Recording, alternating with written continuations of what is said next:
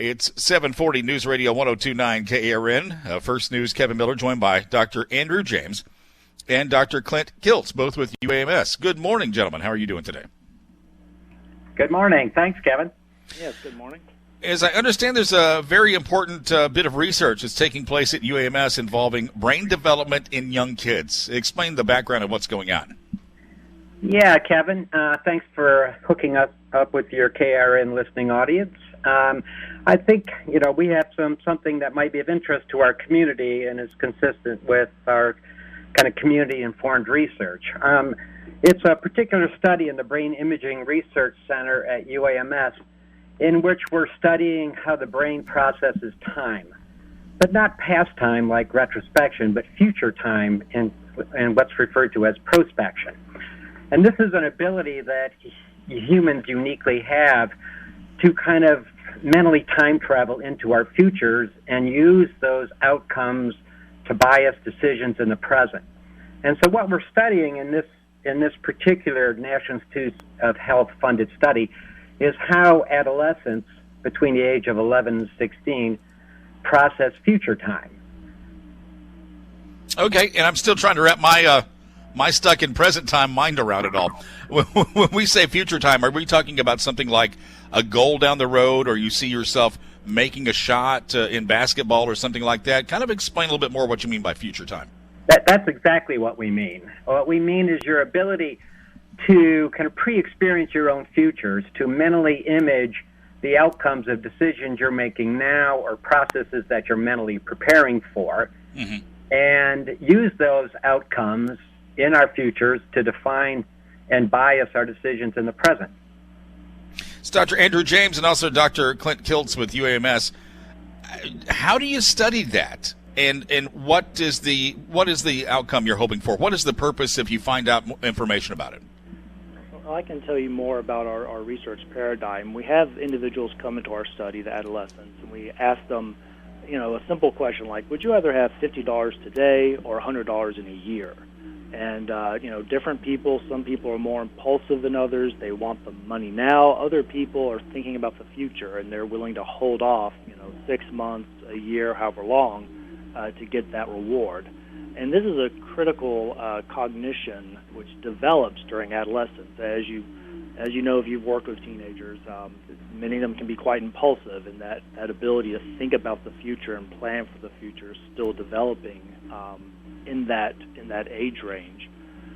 So we want to understand, how do people develop the ability to think about the future, and how does a strong and healthy ability to think about the future protect kids from making bad decisions that might lead to, for example, experimenting with drugs or other health risks.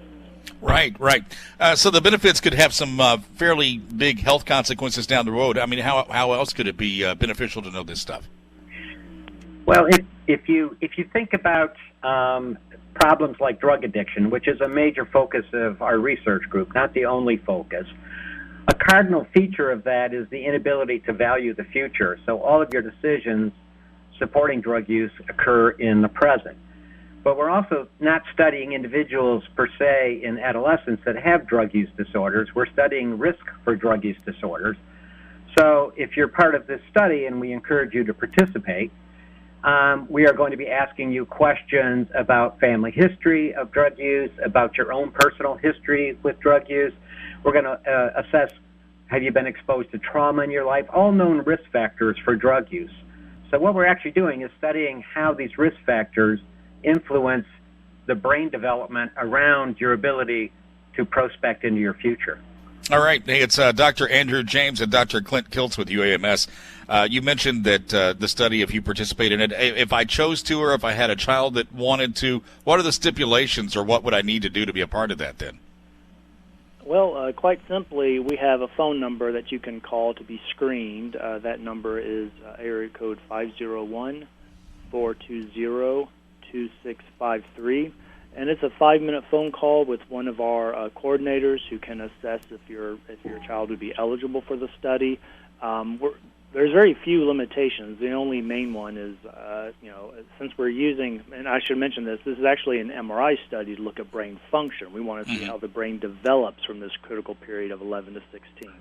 So it's non-invasive. It's just a big magnet that you lie in, and we look at how blood is flowing through your brain to create patterns of brain activity as you engage in different tasks.